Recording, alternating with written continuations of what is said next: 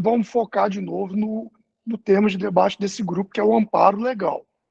Ok? Bacana. Então não vamos oferecer proposta nenhuma, vamos ouvir. O que a gente pode discutir aqui de amparo legal?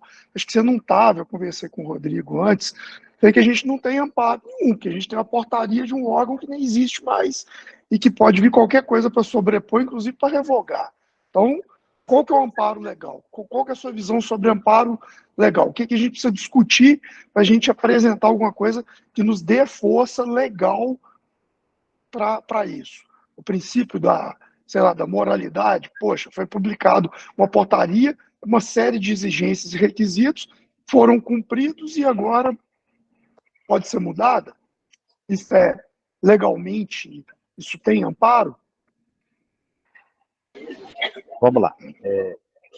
Quando nós falamos em distribuição equitativa, isso é um ponto que está previsto na lei de licitações, na nova lei, 14.133, lá no artigo 71.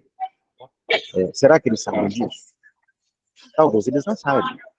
Então, eu acho que é importante estar demonstrado para eles que, dentre os elementos que norteiam, que são os fundamentos dessa terceirização, é a distribuição randômica equitativa. E que isso está previsto na lei. Né? Então, Na lei federal. A lei federal. Ou seja, se eles optarem por seguir um caminho de não cumprir isso, pode colocar o processo como um todo na ilegalidade. Né? Então, a questão de desconstrução no que se refere a retirar requisitos, equipamentos, etc. Né? Isso vai ferir normas do CONTRAN. Você quer dizer que, então, o profundímetro é uma bobagem, não tem mais que ser exigido. Então vamos apontar qual norma do CONTRAN será descumprida, qual é o risco para a execução da atividade. A decisão é do Estado, claro, mas que ele tome a decisão, então, pautado no conhecimento, né? Justificado, e não no achismo, não na pressão. Na pressão, o risco é muito grande. Ontem eu usei um termo, eu vou usar o mesmo termo hoje, Eduardo. Vou ser um advogado do diabo aqui. Porque se existe uma lei federal que ampara essa situação, inclusive obriga, pelo que eu entendi, e o serviço seja distribuído de forma equitativa, por que outros estados da federação não seguem o mesmo rito? Júlio, a Lei 14.133, ela entrou em vigência em 1º de abril desse ano. Tá? Ela foi promulgada 2 anos antes, teve um período de vacatio legis, né, ou seja, de transição da norma, e agora é o momento em que os estados terão que fazer as adequações. Por exemplo, em São Paulo, já há um grupo de trabalho discutindo essa questão de revisão das normas de credenciamento para se adequar à nova lei. Então, pela primeira vez, nós temos uma lei federal que trata sobre o Instituto de Credenciamento e ele colocado como procedimento auxiliar de contratação pública. Até dia 31 de março desse ano, isso não existia. Né? Então, é muito recente. Né? E o Estado de Minas, ele se anteveu, houve um parecer da Advocacia Geral do Estado, antecipando a aplicação da 14.133 desse artigo específico para a terceirização da vistoria, uma vez que, de fato, ela só iria ter início após a vigência da lei. Né? E foi por isso, inclusive, vamos voltar lá no dia 24 de setembro do ano passado, o decreto 48.1511, ele teve 2 modificações, só 2. Desmembrou a remuneração da TI com a da ECG e trouxe para dentro do decreto a lei, até então vigente, a 8.666, ou seja, a lei de licitações.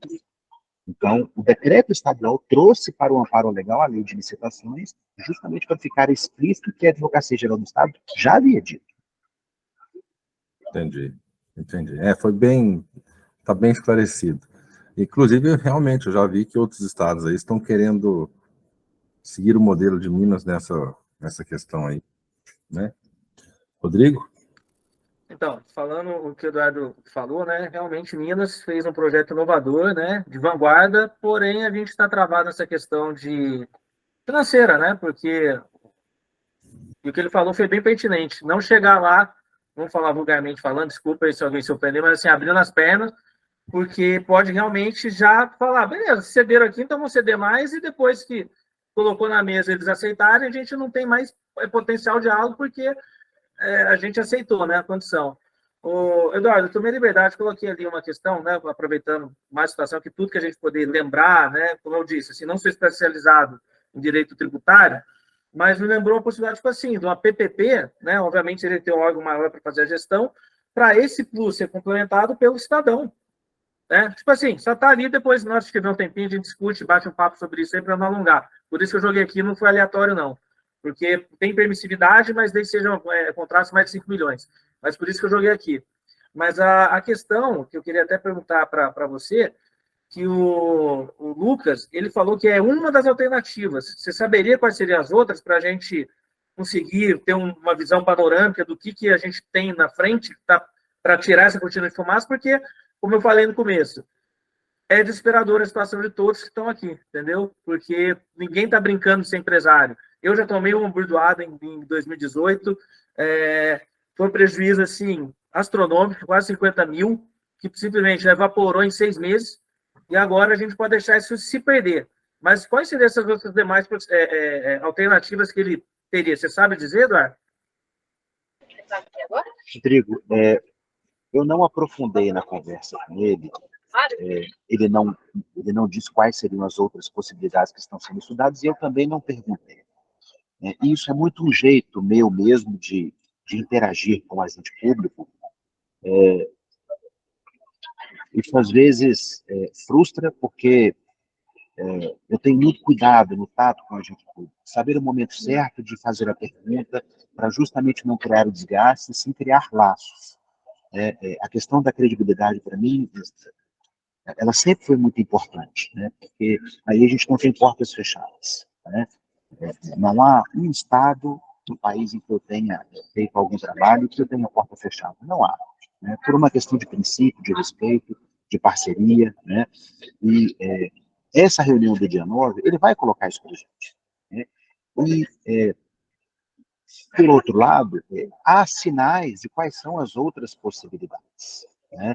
Quando ele fala em simplificação para a CEPLAG, ele está preocupado, gente, com uma coisa que efetivamente começou a acontecer. Né? A Polícia Civil, ela está desmontando o DETRAN. Ela está simplesmente tirando delegados, investigadores de polícia que ocupavam funções importantes, principalmente em Belo Horizonte e nas circunscrições regionais, levando para outras atividades de polícia. E com isso esvaziando esse capital humano, esse capital intelectual das atividades de trânsito. Né? Ninguém menos, gente, que o presidente da Comissão de Credenciamento de ECV e de TI foi hoje transferido para a autoridade. Né? Isso é trágico. Isso é trágico. Isso é você deixar a Comissão de Credenciamento acéfalo. Né? Quando eu entrei na reunião, Rodrigo, você estava aí falando como difícil tem sido o dia a dia das empresas que estão em processo de credenciamento pela desordem no que se refere a cumprimento de prazos, entendimento de requisitos, né? E isso está acontecendo, e aí eu tenho que dizer, isso foi culpa da gestão anterior, da chefia do DETRAN. Né? Achou que era jogar na mão dos delegados e pronto. Né? Aquela outra turma lá nunca teve coragem de falar isso, porque estava babando o ovo do cara, né? Endeusava o cara. Né? Verdadeiramente, soltou-se a terceirização, mal e mal mandaram um checklist para os delegados das regionais que não souberam multiplicar. Né? Todos os dias eu recebo telefonema de delegado, de investigador, de escrivão, tirando dúvida comigo. Mandando foto do preço que o cara estava pensando, isso aqui. Como é que é isso aqui? Falei, rapaz, a gente não sabe, eles não tiveram nenhum treinamento. Nada. Então, isso é desordem, isso é bagunça. Né? Uma das ações que a CEPLAG precisa ter, isso eu conversei com o Lucas há 2 semanas atrás, que eu estive presencialmente com ele na cidade administrativa, foi justamente isso. Olha, é necessário, quer fazer a coisa bacana, produza um manual de avaliação de conformidade. para você uniformizar o entendimento das pessoas. As pessoas não sabem analisar. Produzam um FAQ de perguntas e respostas triviais que as pessoas, quando vão numa empresa, elas têm a dúvida, né? Eu tive uma situação essa semana de uma empresa que a porta do banheiro dele era uma porta de correr e reprovaram. E reprovaram a loja dele sem observar a norma da BNT, que é possível sim você ter uma porta de correr no banheiro adaptado para acessibilidade, né? Então, mas também não adianta a gente levar tantos problemas ao mesmo tempo, e isso também paralisa a pessoa. Né? Isso é uma outra postura que eu sempre tive, para a gente não assustar, porque se você assustar, o cara fala, meu Deus, esse negócio é muito complexo, tem tantos problemas para resolver. Não, Jack Stripador, vamos por partes, né? Vamos resolver primeiro a cabeça. Resolvendo a cabeça, aí a gente vai para o braço, para o pé, para a perna, para o bucho, né? Fazendo aqui uma brincadeira. Primeiro as coisas primeiras, Eduardo. Eu acho isso aí, gente. Então vamos definir, nós estamos aqui num grupo para discutir um amparo legal, certo? Então onde que nós vamos tirar subsídio para nos dar apoio? Da lei da 14133, da lei de licitação. Então vamos para casa, todo mundo vai estudar isso aí e trocar ideia. O que mais, Eduardo? Você está vivendo isso mais. Nos dê um norte para onde a gente criar conteúdo desse grupo de amparo legal. Né? Nós temos um outro grupo de viabilidade, que é onde que a gente vai discutir, se diminuir vai dar certo? É outro grupo. Eu nem participo dele, não sei nem o que foi falado lá. Mas vamos focar aqui no amparo legal, que é uma partezinha, vamos dizer que é a orelha dessa cabeça que a gente vai cortar primeiro. Perfeito, Cláudio. Desculpa, Eduardo, cortei você. Perfeito, acho que vale isso assim, a gente ponderar, colocar no papel. Eu vou dar uma estudada nessa questão que eu falei da PPP, ver porque essa questão, apresentar mais conteúdo para eles, ver que a gente também está se movimentando, né? O Eduardo tem uma experiência assim, que com certeza ele vai pegar e também falar assim, olha, deu certo outro estado? Poxa, vamos abraçar isso aqui, vamos tentar, dar opção, e eu vou fazer um parecerzinho depois para colocar também no grupo. Mas queria aproveitar, Júnior, como o Cláudio falou ali, eu também não estou participando de todos, porque muita informação, às vezes, em excesso atrapalha, né? Você e o Zeca, assim, que estão participando, mais pelo posicionamento que vocês estão aí na Viveng, o que está sendo a demanda geral? As dores a gente sabe, né? Falta de previsibilidade, dinheiro saindo e não entrando. Isso é normal. Mas o que o pessoal está falando assim? O pessoal está questionando, até fugindo um pouco do escopo aqui, que é do jurídico, mas para deixar a gente também sintonizado aqui, porque é interessante a gente falar do coletivo aqui. A questão, por exemplo, levar para eles lá e falar assim, olha, vai liberar uma possibilidade de uma segunda atividade secundária no mesmo barracão, para não ter entrave na frente, vai poder liberar de forma explícita cautelar até que se tenha efetivo credenciamento, vai poder montar um lava-jato até que o cara libere, porque está todo mundo buscando essa alternativa, uma segunda fonte de renda para amenizar o prejuízo. Está sendo alguma coisa ventilada nesse sentido? Conversar no grupo, nós estamos conversando, mas, sinceramente, eu não consigo responder a sua pergunta sem antes falar com a secretária e com Vilas Boas, porque tudo o que a gente escuta fora disso são ruídos, né? E ruídos, a partir do dia 9, aí sim, aí eu vou saber o que de fato está sendo ventilado, de forma real, né?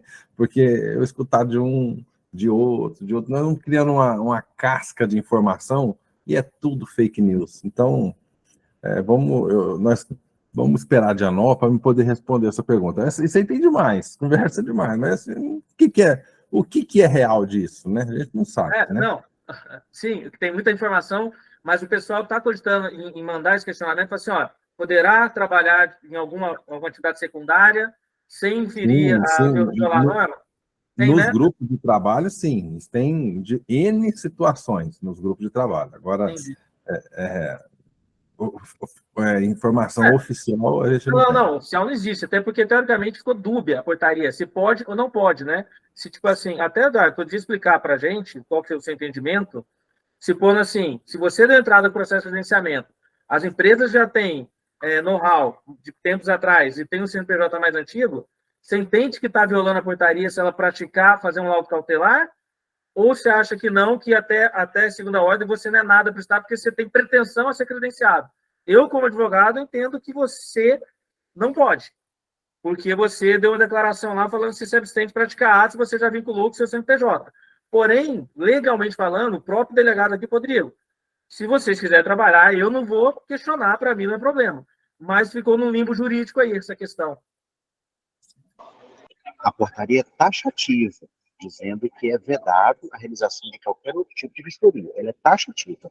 Não há margem para uma dupla interpretação disso. Né? A questão é, quem que nos fiscaliza? Hoje, ninguém, porque hoje a Polícia Civil não está mais à frente disso, concorda? Então, quem deverá fiscalizar o trabalho da empresa de vistoria pós-credenciamento caberá a CEPLAG. Né? Mas ele está falando para você agora, se ele pode fazer agora. Sim, nesse momento, eu entendo que isso não é óbvio. Por quê? Porque você não está credenciado ainda. Né? Apesar de que há uma declaração que você assina, né, de que você aceita lá os termos de credenciamento, etc. Inclusive, isso é um artigo lá no último capítulo, que trata sobre as disposições finais lá. Né? Então, esse entendimento é de quem fiscaliza as empresas. Mas, como não tem ninguém credenciado, também não tem como aplicar nenhum tipo de penalidade, concorda? Né? Como é que vai se aplicar uma penalidade se você não está credenciado? Isso não existe. Né? Mas, se mantido isso, né, isso vai ser um óbice ao credenciamento, sim. Não, perfeito.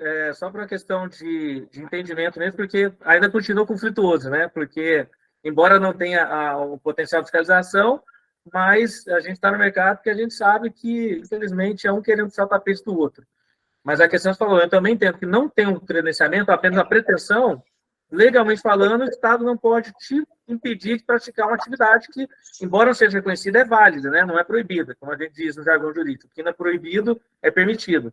Mas, enfim, acho que todo mundo aqui já tem uma certa experiência, né? Um certo tempo já de empresa, então a gente ficou nessa situação aí. Mas é umas coisas agora, voltando para a temática do grupo, que a gente vai ter que levar isso a conhecimento lá do Lucas, da Luísa Barreto, e falar assim, olha, se for editar alguma norma, uma diretriz, que deixe explícito isso, né? Pelo menos assim, né? Que eu acho que é uma forma da gente mostrar também que a própria associação está dando oportunidades, opções, de forma legal, transparente. Se a pessoa quiser tentar, porque é uma responsabilidade muito grande, né? Quem sabe, que mexe com cautelar, sabe que o negócio não é brincadeira, né? Atrai uma responsabilidade muito grande. Então, pelo menos assim, quem quiser buscar uma alternativa de financiamento, por sua expensa e risco, vai poder trabalhar de forma tranquila, porque hoje a gente não tem essa passividade, né, de atendimento. Gente, eu vou ter que me despedir de vocês. Já estou me chamando ele para embarcar, viu, gente? Agora eu chego em conflito, tá bom? Tá certo. Valeu, gente. Um abraço aí. Continue na reunião. Vamos lá. Valeu, gente. Um abraço. Tchau, tchau. Boa viagem. Tchau. Obrigado. Tchau. Cláudio? Eu prometo que é a minha última intervenção. Não. Seguinte, sobre essa questão de outra finalidade. Eu concordo com o que o Eduardo colocou. Acho que o Estado não vai criar nenhum problema caso a gente resolva exercer outra atividade, né, que até que é uma questão de se sustentar, tá? Mas eu acho que a gente vai ter problema entre a gente depois. Hoje nós estamos unidos, que todo mundo quer uma coisa só, quer funcionar. Depois um quer acabar com o outro para comer mais, para pegar uma fatia maior. Então, quem fizer isso, eu acho que vai correr um risco de, a partir do momento que for liberado, um concorrente usar isso como argumento para tentar descredenciá-lo. Outra ponderação que eu tenho a fazer. Eu acho que a maioria, vocês aqui, a Viveng é uma empresa de vistoria, é uma associação criada com vistoria cautelar, que é o que funciona hoje só no Estado, vocês não podem abrir mão de receita que vocês já têm. Né? Mas também não resolve esse problema, porque eu imagino que a maioria dessas 1.200 não tem cautelar. Se o Estado me liberar, fala assim, a sua empresa, Cláudio, pode funcionar como cautelar. Eu não quero. Até eu formar um grupo técnico e ir atrás de cliente para isso, Não justifica, né? Ah, vou virar um lava-jato. Pô, lava-jato não vai estragar o que eu fiz, o que a gente fez, que ficou tão bem feito. Né? Então, o que a gente precisa focar? Em funcionar o mais rápido possível. Né? E até usar isso como moeda de troca também na reunião. Acho que aí toca bastante no amparo legal. Assim, o Estado, olha só, a gente assinou um termo de compromisso que nós não podemos fazer mais nada do que a vistoria veicular. Então, qualquer coisa que a gente faça, a gente está indo contra um documento que a gente firmou baseado na portaria ditada por vocês. Então, olha o entrave que a gente tem. Isso é o que eu acho. Rodrigo? Perfeito, Cláudio. Essa questão que você fala seria paliativa, justamente para mostrar a oportunidade. Por quê? Vou dar um exemplo que aconteceu lá em 2017. Né? 2017. Eu e o Júnior, que é o secretário, a gente estava com um problema de questão de precificação. Aí depois a gente teve uma orientação, eu falei assim, olha, vamos falar que a gente, assim, um preço justo, chega no denominador comum, em nome da associação, falando assim, olha, o valor justo para você ter um lucro razoável foi a gente chegar no valor de 130, que na época tinha gente cobrando 60. Como a gente estava amparado, então a gente chegou no valor legal, né, para aquela época. Hoje já está defasado. Mas a gente utilizou a associação que é para esse fim, somar. Mas voltando ao assunto aqui, eu acho que para a gente já começar, para finalizar também, porque todo mundo deve estar cansado, né? O Júnior também, está todo mundo já. Mas eu acho que a gente debateu na questão assim, quando foi levar lá para fazer aquele modelo de receber diretamente do prestador de conta, por quê? Cara, tudo que está na mão do Estado é perigoso. Pode dar o risco do cara canetar, vou confiscar e tchau. Né? Ah, não, preciso pagar primeiro o funcionário, tchau, depois a gente. Então, ser bem incisivo nessa questão, falar assim, olha, faça a remuneração que o cara pague na hora, porque já vai para a nossa conta. Beleza? Esse negócio de ir, depois voltar, eu acho muito temerário isso, né? É um problema bem complexo. Eu acho, Rodrigo, que isso já está comprovado que funciona, que são as clínicas Exato. Né? Está comprovado, isso é líquido certo. Então batendo essa tecla assim, se for editar de novo, se for fazer a gente esperar, que é o risco que se corre mais pela legalidade, que seja garantido que eu vou ver lá no final do dia meu saldo positivo. Né? Eu acho que isso daí, Júnior, a gente deve ser bem enfático nisso. Falar assim, olha, não é que a gente está com medo de você não devolver, a gente está morrendo de medo mesmo. Então, vamos tentar receber, porque você vai pagar papel, ver o dinheiro não entrar, e depois olhar para o funcionário seu pedindo dinheiro do pagamento. Eu estou esperando o Estado, teve a trabalhista desse tamanho no seu rabo aí, desculpa a expressão de novo, e aí você falou assim, problema do Estado, se você assumir o risco, né, como empresário, então acho que a gente vai caminhar nesse sentido, assim, olha, vai mudar? Beleza, então que a gente receba de imediato aqui, né, e depois a gente, no faturamento da nova fiscal, você tem garantido porque eles vão ter o controle. Ah, a CV fez X, o cara tem que recolher imposto daquilo lá, beleza, se não recolher, execução fiscal em cima dele. Então, acho que a gente vai, quer dizer, pelo menos vou sugestionar para isso, para ver uma das opções, assim, receba na hora, porque ficar esse negócio esperando, não vai dar certo, não. E é super fácil para o Estado controlar, né? Porque é o seguinte, se você fez a vistoria, aprovado ou reprovado, o cliente já te pagou. Você tem que recolher tributo sobre aquilo, não tem como você sonegar isso. Né? Eles têm um sistema lá que sabe quantas vistorias que você realizou. Sim. Exato. Não tem jeito de fazer debaixo do pano. Uma condição prestou serviço, emite nota fiscal para segurança. Pronto, um parágrafo resolve isso, porque o Estado não tem como fugir. Primeira fiscalização fala assim, cadê a nota fiscal? Não tem. Puta, suspensão, 30 dias. Reiterou, tentou sonegar? Descredencia, entendeu? Acho que está nessa questão, se a gente for para esse caminho direcionar para simplificar, assim, cara, você não vai precisar entrar no sistema tal. Você vai receber melhor. E a gente vem logo, putz, hoje eu tenho dinheiro. Não adianta você mandar lá empenhar e depois caiu a energia do servidor da Prodenge. E o que eu tenho a ver com isso, né? Então, eu acho que a gente vai, pelo menos, o esse caminho será bem pontual para a gente mostrar para eles assim, olha, vamos receber que seja pelo menos o valor e a gente fica o dinheiro em caixa. O meu medo é que, para isso, tenha que passar na Assembleia. Se simplesmente for uma canetada da Luísa Barreto, fosse o valor da taxa de transferência agora é R$100 para o Estado e o resto tem que pagar para a empresa. Beleza, a gente repassa para a TI, não tem problema. Tem uma bitributação? Menos mal, cara. Melhor você pagar 7% de tributo sobre R$30 que você vai repassar para a TI e depois a gente negocia com eles e resolve isso de outra forma, do que, igual você falou, a gente ficar na mão do Estado. Porque o Eduardo levantou um ponto há muito tempo atrás que me causou outra preocupação.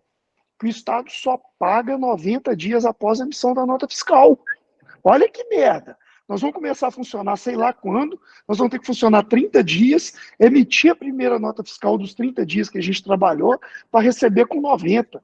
Meu amigo, abril do ano que vem, para começar a entrar alguma coisa.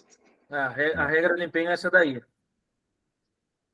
Eu até queria aproveitar, fazer um esclarecimento aqui para o Cláudio. Cláudio, você falou assim que a Viveng é uma associação de empresas de vistoria cautelar, né?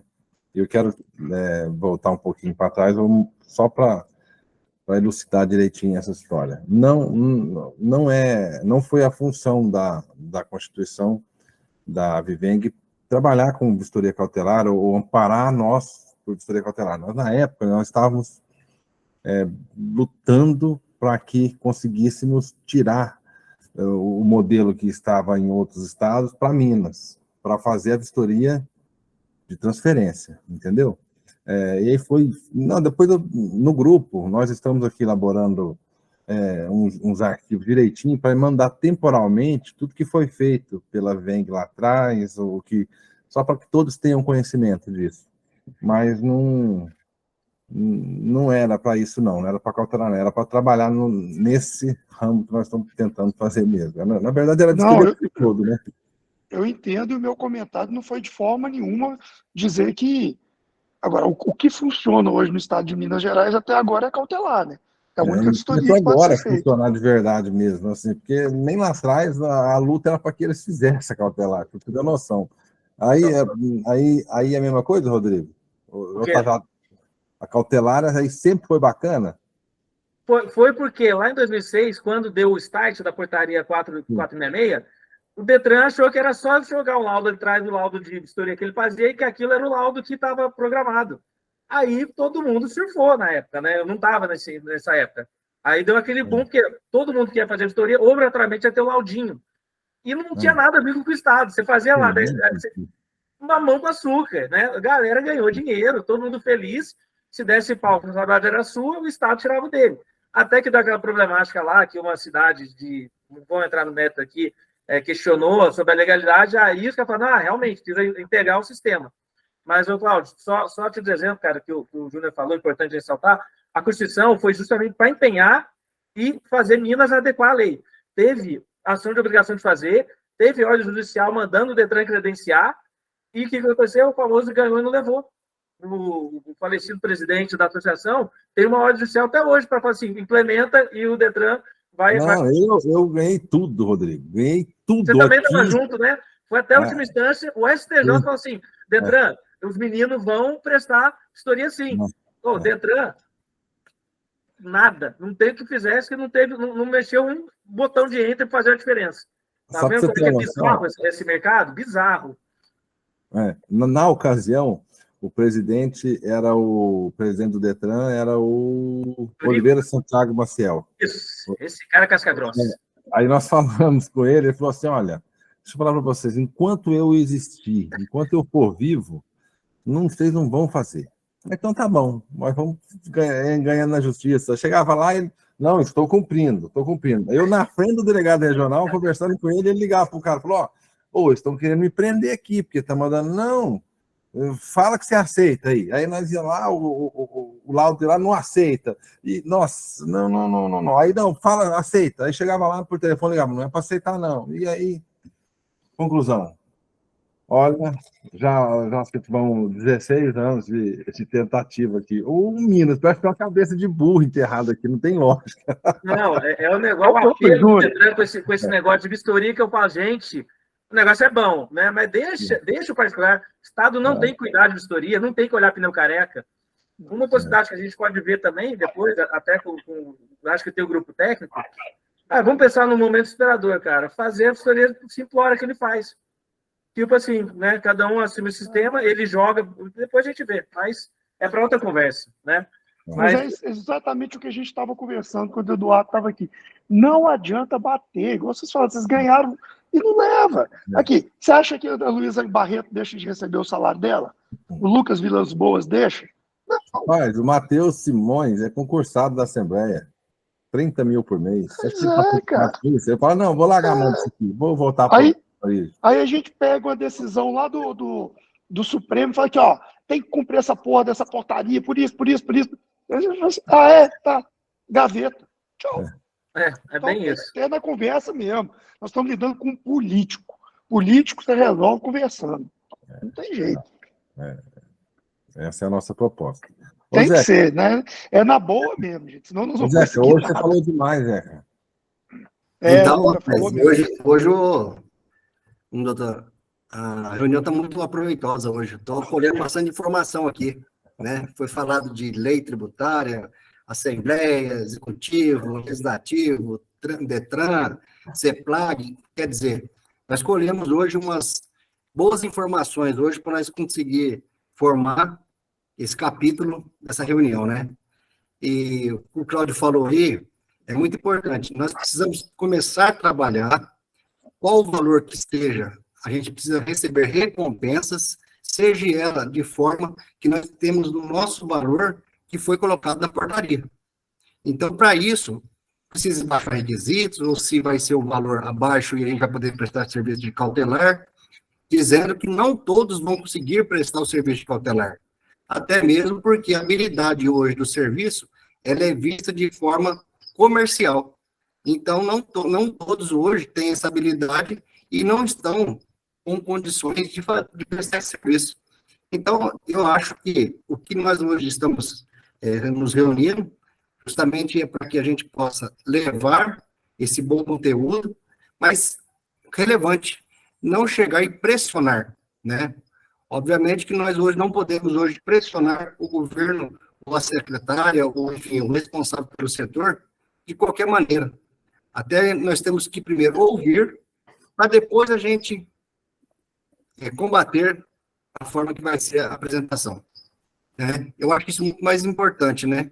Agora, a parte jurídica, aí em cima das leis, né? Se nós tivermos que esperar, infelizmente vamos esperar. Mas não vamos criar nenhum monstro aí não, porque acredito que a gente vai ter grandes respostas aí nessa boa reunião que nós vamos ter no dia 9. Sim. Gente, alguém mais tem alguma coisa a acrescentar? Bom, se ninguém tem mais nada a acrescentar, eu queria agradecer a presença de todos e gostaria de contar com a presença de todos que estão aqui na quinta-feira. Matheus, você tem alguma coisa? Você está aparecendo agora? Você tem alguma coisa? Está tranquilo? Na quinta-feira, contar com a presença de todos. Matheus? Oi, boa noite. Boa noite. Hoje estou acompanhando só, né, para tentar esclarecer um pouquinho mais, que realmente era a dúvida de todos, né? E a gente vai acompanhando aqui também, né? Realmente são muitos boatos, nada muito concreto, né? E aí a gente está nessa expectativa da reunião, né? A gente ter as informações e conseguir trabalhar em cima.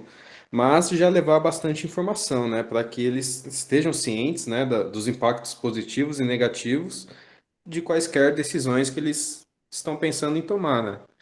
Então, acho que quanto mais informação a gente levar também, melhor. Sim. Com certeza. Mas... Só para finalizar, Júnior, só interromper aqui, agradecer mais uma vez, né, que essa temática da forma que está acontecendo está sendo bem positiva, né? E eu acho que a gente tem que levar mesmo a sensibilidade, né, para o Lucas, para a Luísa, porque ele falou assim, o pessoal tem salário garantido, né? E nós, né, que eu falo que estamos empreendendo, é desesperador. Eu vi gente já chorando porque largou concurso público, acreditando e já esperando o retorno. Então, a partir do momento que a gente levar, fala assim, olha, são vidas, são empresários, são sonhos, né? Que eu acho que o cidadão mineiro, né, o empresário mineiro, não merece, né? Eu sei que eles estão sensíveis, mas, assim, toda a celeridade que foi dada agora, independente se vai ser taxa, se vai ser imposto, se vai ser repasse, para eles sentirem que, olha, precisam e queremos todos nós, né, falo em nome de todos os empresários, trabalhar de forma digna, honesta e fazer virar renda, porque a situação está ficando para muitos insustentável. Né? É isso que a gente tem que levar para eles, falar assim, olha, empreendimentos que vieram para dar retorno, não dor de cabeça. Dor de cabeça, acho que o cotidiano, na vida a gente já tem bastante, né? Então, sensibilizar ele, eles tenham o poder da caneta, sabendo da responsabilidade, da dificuldade, né? Não é fácil, mas deixar bem claro, vamos agilizar esse processo e conta com a gente, com a Viveng, porque a gente veio para somar. Ninguém veio brigar, ninguém veio discutir, a gente quer somar e acelerar para todo mundo ganhar no final. Despeço a todos aí, né? Qualquer coisa que vocês quiserem chamar, tiver alguma pergunta, estou no grupo lá, fica à disposição, gente. Boa noite a todos. Tenham todos certeza de que nós estamos empenhando em fazer um trabalho bacana e tentar extrair o máximo de informação de todos para que possamos chegar na hora e não falhar, porque dali a gente... É a vida da gente que está em jogo, é a nossa situação. Vida de empresas, vida de funcionário, vida de família. O que eu já sei de discórdia entre casal... Não, tem tanta coisa acontecendo, alguém se matou, então tudo isso nos motiva a trabalhar de forma séria para tentar colher um resultado bacana, tá certo? Então, gente, boa noite a todos, dormam com Deus e até a próxima semana. Um abraço a todos. Tchau, tchau. Falou, Claudio. Tchau, tchau.